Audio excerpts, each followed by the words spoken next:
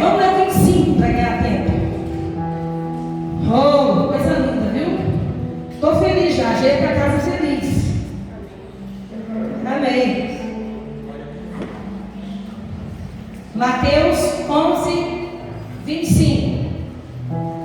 Porque aquele tempo exclamou Jesus: graças te dou, Pai, Senhor do céu e Senhor da terra, porque ocultaste estas coisas aos sábios e instruídos e as revelaste aos pequeninos.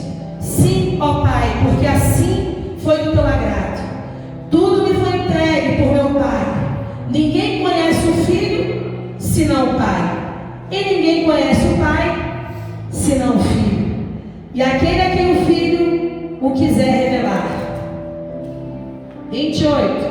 Vinde a mim, todos os que estáis cansados e sobrecarregados, e eu vos aliviarei. Tomai sobre vós o meu jugo e aprendei de mim, porque sou manso e humilde de coração, e achareis descanso para a vossa alma, porque o meu jugo é suave e o meu fardo é leve. No 29, Jesus está com essa parte B. E aprendei de mim. Diga assim: e aprendei. Diga com mais força: e aprendei de mim. Pode sentar. Glória a Deus. Vou ser rápido, irmãos, porque a gente, o tempo é sagrado, né? O tempo é precioso. Eu fiz algumas anotações aqui, não sei se conseguirei. Estou na pele do Amaliado hoje de manhã, né, Amaliado? É difícil, né? Mas assim, na verdade eu não faço muita questão assim, de ter tempo muito grande mesmo. Vai ser uma reflexão, né? Eu faço, vai ser uma reflexão, né? Eu já faço ao contrário. Mas muito bem. Mateus 11, 25. A palavra de Deus está dando um direcionamento para aqueles que são dele. Ele cita duas situações. Ele fala, ele cita pai e ele cita filho. Quando a gente cita essas duas, esses dois nomes, nós vamos identificar então uma situação relacional, porque Deus é um Deus relacional. Deus é um Deus relacional, igreja. Ele se relaciona. O Espírito Santo também é relacional, porque ele também se relaciona. E nós estamos hoje aqui com o único intuito de entendermos que cada um de nós aqui somos filhos e temos um pai. A palavra de Deus está dizendo categórico para nós que Jesus exclama: graças te dou, como nós acabamos de louvar aqui. Eu grato sou por tudo que tens feito. Pelo menos eu ouvi a canção assim. Então a palavra de Deus vem dizer, por aquele tempo exclamou Jesus: graças te dou, Pai, Senhor do céu e da terra, porque ocultaste dos grandes, dos sábios e dos entendidos, mas revelaste aos pequeninos, ou seja, aos pequeninos da casa de Israel. O próprio Pai, ele nos dá aqui uma conotação de quê? De entendimento que nós temos que nos apropriar-se do que é chamada a palavra filho. Porque quando você se considera, você entende que é filho, você tem acesso ao livro. Eu não sei, de repente, talvez a sua criação possa ser um pouco diferente da minha, mas quando eu chego lá na casa da minha mãe, eu não preciso pedir para abrir geladeira. Mãe, eu vou abrir geladeira. Não, porque a geladeira é uma coisa que é da família. Nós estamos ali com a intenção de usar, de utilizar. Então, como seu pai, você não tem, ou sua mãe, ou alguém que você tem intimidade, você não tem tanta cerimônia. Então, aqui a própria palavra de Jesus demonstrando sinônimo de humildade, demonstrando sinônimo de verdade, de compaixão, de amor. Ele diz: sim, ó Pai, porque assim foi do teu agrado.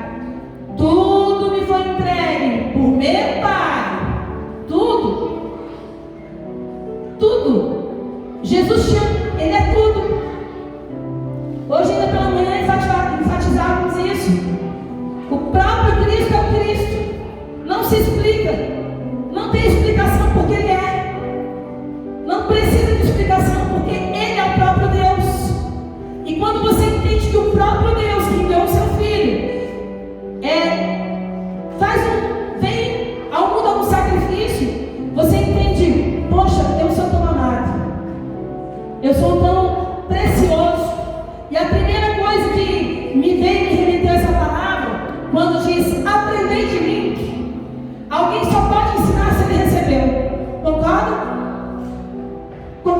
comigo, igreja?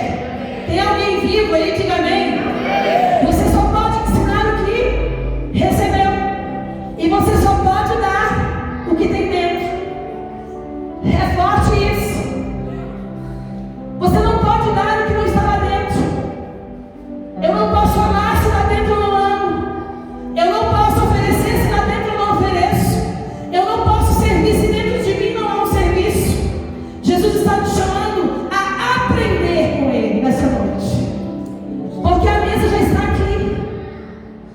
Daqui a pouco você vai participar dela. Mas Ele nos faz um alerta.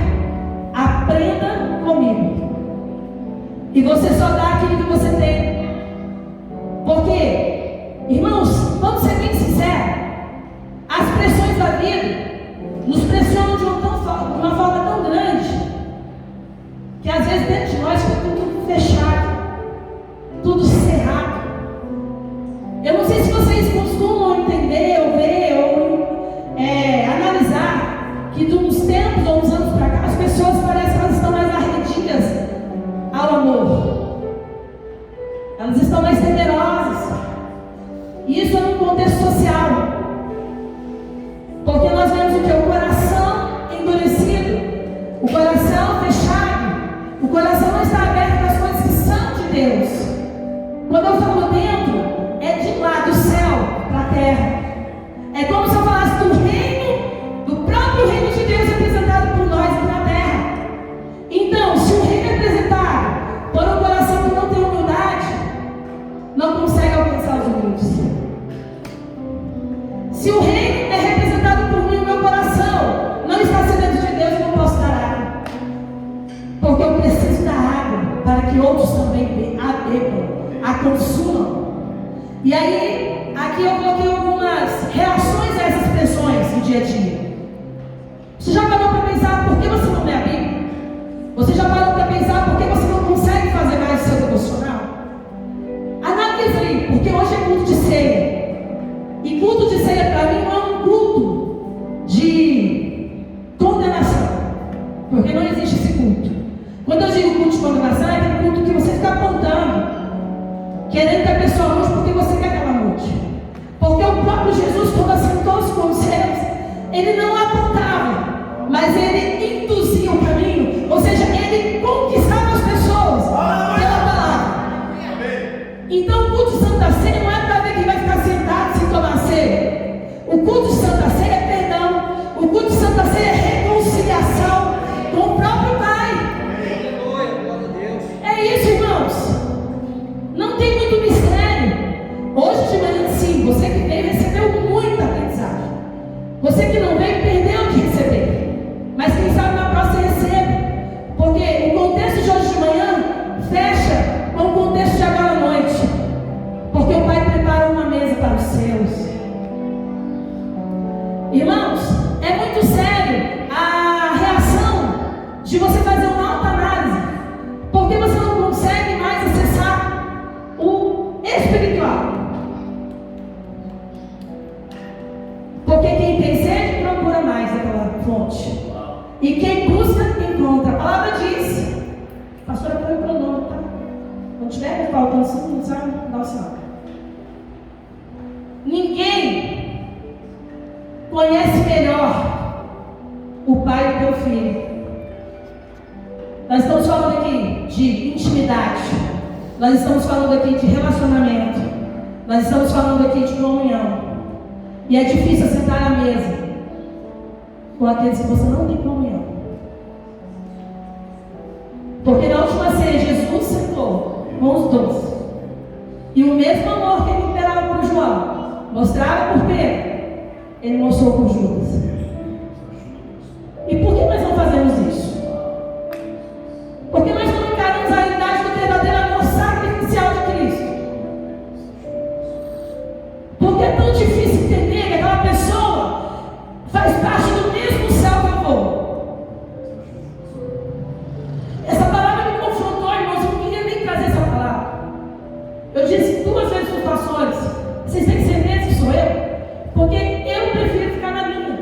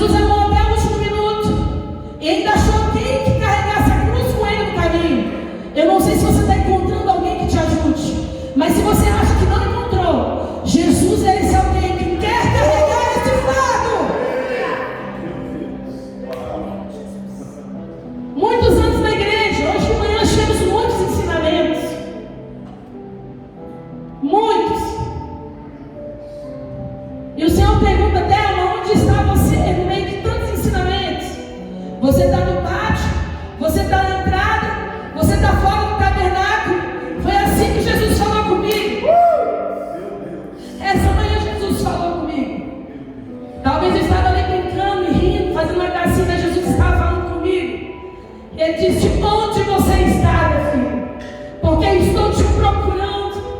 Jesus está te procurando por onde que você anda. Onde anda o seu olhar? Onde andam as suas ações, as suas atitudes? Porque se for na cruz de Cristo, é o caminho certo para ganhar a salvação, para conquistá-la. Porque Jesus já conquistou, mas nós temos, pastor, uma responsabilidade que é dada a nós. E aí eu entro falando desse jugo, que hoje pela manhã, até hoje, eu fiz uma abordagem junto com o nosso professor. Que a gente acha que o jugo é jugo de julgar você porque não veio, julgar você porque não foi. Dá essa impressão quando a pastora prega aqui, né? Quando eu falei que os irmãos não vieram, é porque eu estou julgando quem não veio. Mas o jugo que a palavra diz não é essa. Também, mas não é essa. O Senhor fala que para Ele, tudo fica leve e suave.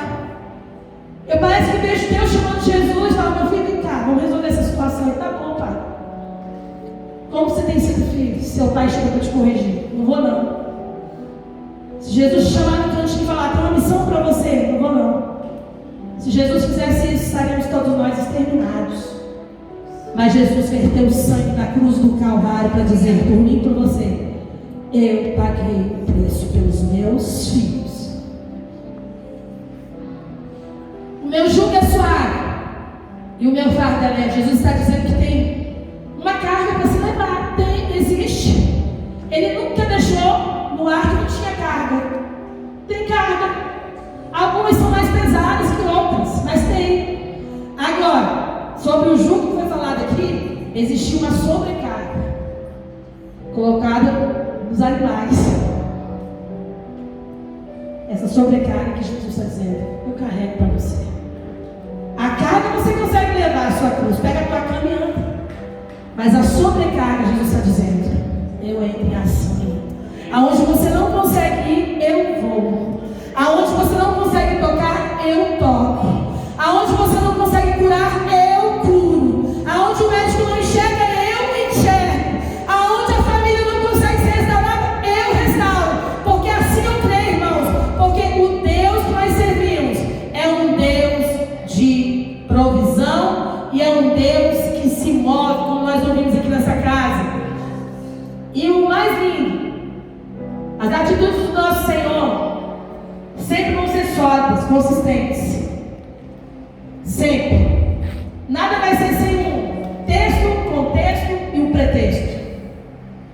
Pode procurar. Talvez você não ache que você não é a Bíblia, mas na hora que você procurar, começar a esmiuçar os livros, né, e começar a procurar, vai ter sempre um texto, um contexto e um pretexto naquela situação.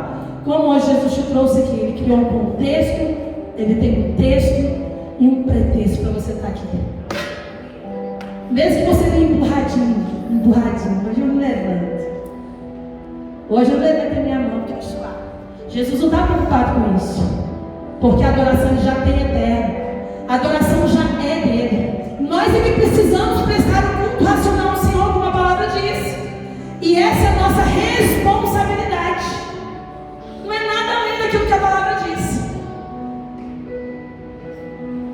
E existe esse nível de responsabilidade que são ativados pela palavra. É isso que eu coloquei aqui. Esses níveis de responsabilidades que são meu e teu, Jesus não fará. Não porque Ele não pode fazer, mas é porque eu e você tem que fazer. Exemplo, eu vi a pastora aqui rasgando o céu. Que coisa linda, não é? Um salto 18 aí, não sei. Acho que é menos, né? Pulando. E dizendo: bora, irmãos, vamos adorar. Mas se eu não quero adorar, eu vou adorar? Vai depender de você. O louvor pode estar lindo. A igreja com os maiores espetáculos, porque hoje existe tanta coisa para se atrair a atenção do povo. Mas Jesus está dizendo: olha, só aprende comigo. Aprende a ser manso e humilde de coração.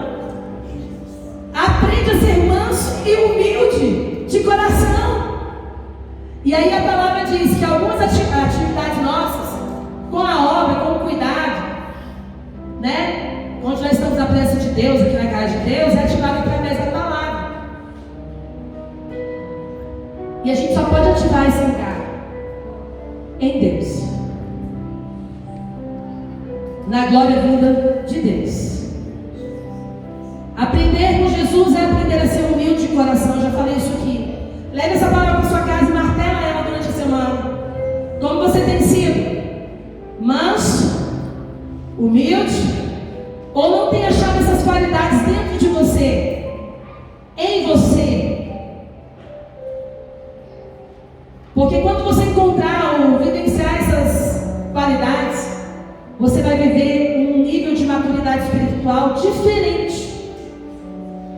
Você já viu uma criança com uma atitude de adulto? Você é estranho. Agora, você já viu um adulto com atitude de criança? Também não é estranho? Você fala, mas ele é adulto, está fazendo isso. Tem hora que a gente tem que chegar num nível de maturidade na presença de Deus. E a gente só ativa o nível de maturidade na presença de Deus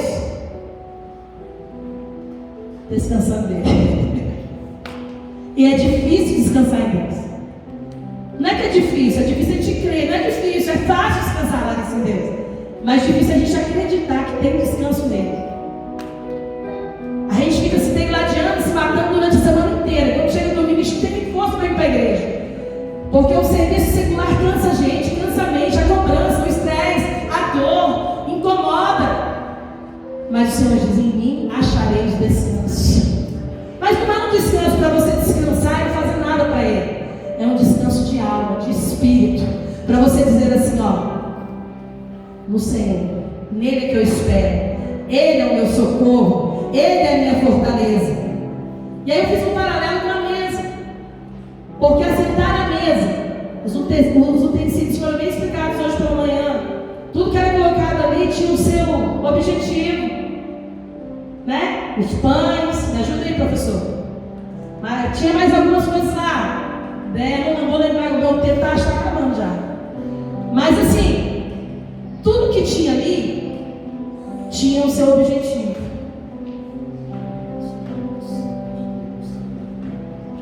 O Espírito Santo me pergunta e te pergunta: o seu lugar na mesa está bem aqui, mas qual é o seu objetivo? Qual é o seu objetivo? O que te trouxe a este lugar nesta noite? O Senhor está perguntando para mim e para você assim: qual é a tua motivação? Jesus deve ser a sua motivação e a minha motivação. Deve ser a minha certeza, a minha convicção. Jesus deve ser o quê? Aquele que eu acredito que eu estou lutando, irmãos, aqui, mas para ter uma coroa de vida eterna, uma vida eterna, uma nova vida em Cristo, um novo corpo. E aí eu achei interessante que quando a gente pensa em colheita, a gente pensa sempre em algo que vai ser bom, né? Os frutos e tudo. Mas a gente acaba, quando está ali, esquecendo da semente. Mas o importante é ter a semente para ter os frutos. Então, qual é o objetivo da sua semente que você tem lançado nessa terra? No seu coração, que eu estou dizendo. E aí eu fiz questão de colocar 3 itens, eu estou aqui concluindo. Na escola de Jesus, o melhor aluno não é o que tem consciência de quanto sabe. Para sentar na mesa, não precisa ter um nível de profundidade tão eloquente, não. Mas saber que aquele que tem consciência, o que é importante é saber que aquele que tem a consciência de quanto ainda precisa aprender. Eu vou repetir, ficou meio fora da área. Na escola de Jesus, o melhor aluno não é o que tem a consciência de quanto sabe, mas aquele que tem a consciência de quanto ainda mais precisa aprender. Por isso que Deus chamou a atenção para esse texto. Eu poderia falar de jugo, eu poderia falar de tantas coisas, mas ele diz: fala para o meu povo aprender comigo. Porque quanto mais cedo eles tiverem de aprender, mais aprenderão.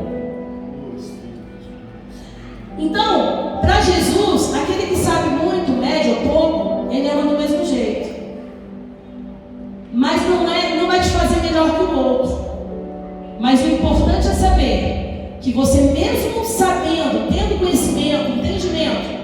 você nunca estará apto. Nunca.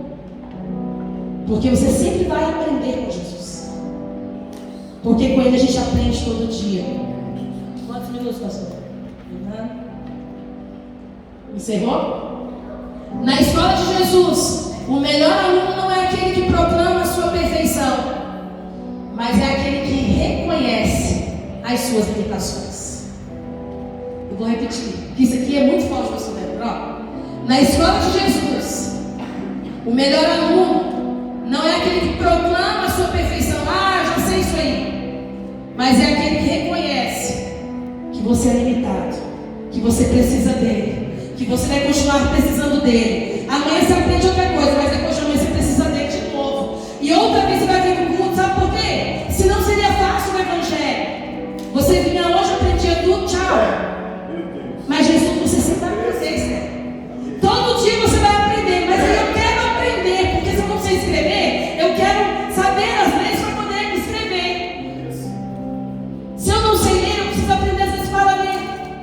Eu tenho que juntá-las para ler. Jesus está chamando você para sentar à mesa e conhecer mais dele. Sente à mesa com Jesus. Não pega a sua cadeira e fica ali na retaguarda. Sente à mesa com Jesus. Na escola de Jesus, o melhor aluno não é aquele que tem força, mas é aquele que sabe lidar com as suas fraquezas. Eu não estou conseguindo, Jesus, mas eu vou para a tua casa. Senhor, eu não consigo orar, mas me ajuda. Senhor, nem que fosse com as minhas lágrimas eu vou orar. Senhor, não está dando lá naquele serviço, Senhor, mas me ajuda no meio esse mês. Sabe, você reconhece a sua fraqueza, mas você não desiste daquilo que é o propósito. Na escola de Jesus, o melhor aluno não é o forte, mas ele é sincero consigo mesmo. Eu sou a carcaça dele. Que seria de mim sem Jesus? E todo dia falar isso. Todo dia você relatar, nem que seja no seu íntimo, não é sair gritando, mas dizer no seu íntimo: eu não posso ser o Senhor, eu não consigo ser o Senhor, eu não vou ser o Senhor. Tudo por Ele, para Ele, são todas as coisas. Jesus está nos trazendo para a mesa nessa noite, para nos ensinar. Sempre Ele vai nos ensinar algo. Jesus levou os discípulos para a mesa, para eles verem a si mesmo, para aprender. Não tem uma passagem que quando Jesus para, Ele ensina por parábolas, é toda vez Ele ensina. Só que Ele não constrange ninguém, você é isso, você é aquilo. Ele fala e a palavra convence. Porque a própria palavra é Ele próprio. É isso. Através de si mesmo, você pode reconhecer as suas mazelas. Você pode dizer: Senhor, as minhas fraquezas eu entrego ao Senhor, para que o Senhor as transforme em força. Em João 16:33, coloca aí, Marcelo, rapidinho, por favor. João 16:33. Em alguns momentos, porque como Jesus homem, ele precisava ser confortado pela palavra dos discípulos. Vamos colocar Jesus não, porque ele não precisa de ninguém, mas naquele momento, ele estava ali naquela situação terrível. E ele precisava, por vezes ele chorou, se entristeceu, foi orar sozinho, os discípulos dormiram. Quantas vezes você precisa de alguém e se sente só? Essas coisas vos tenho dito para que tenhais paz em mim. No mundo passais por aflição, ou aflições, mas tende bom ânimo. Eu venci o mundo, e vós vencereis. Ele estava falando isso para os discípulos, mas ele estava precisando ser confortado nesse momento que ele disse isso. Ele precisava ser confortado. Talvez você precisava de uma palavra de conforto hoje, mas Jesus está dando uma palavra de confronto. Levante-se da onde você está, da sua fé, aonde qualquer coisa te paralisou, e se posicione na sua responsabilidade do ato de reconhecer que Jesus é tudo na sua vida. Se queremos atrair a atenção de Deus, devemos saber de uma coisa: as nossas canções, escuta isso aqui, ó, ministério de louvor, ministério de dança, rede de mulheres, rede de varões, crianças, escuta isso aqui. Se nós queremos atrair a atenção de Deus, devemos saber de uma coisa: as nossas canções, o nosso muito falar, o nosso muito fazer, o nosso muito produzir diante dos homens, não atrai Deus. Não atrai Deus. Você pode morrer de trabalhar, não vai atrair Deus. Você pode fazer a maior acrobacia que não vai atrair Deus. Se isso vier de você, entenda. A única coisa capaz de atrair a atenção de Deus e um coração quebrantado é um coração quebrantado e contrito na presença do Pai. A palavra que eu deixo para você, igreja: participe em paz da Santa Ceia. Confesse os seus pecados ao Senhor, porque a palavra diz: se confessarmos os nossos pecados, Ele é fiel e justo para nos perdoar os nossos pecados. Não deixe de participar da ceia por qualquer motivo, porque não foi qualquer motivo que fez Jesus desistir da cruz. Toda vez que você relembra, através do corpo e do sangue do Senhor, você traz a memória para te dar esperança para prosseguir. Deus abençoe vocês. Como diz o Mateus, a minha oração nessa noite, vou dar seu texto, é que essa palavra fique fixada no seu coração, nas suas entranhas, que você não saia por essas portas e esqueça dessa palavra, que você seja a palavra depois daquelas portas. E quando o seu coração tentar te enganar, continue crendo que a palavra de Deus, irmãos, consegue fazer a transformação necessária dentro de você, para você ativar o céu. Amém? Aplauda o Senhor, agradeço a oportunidade.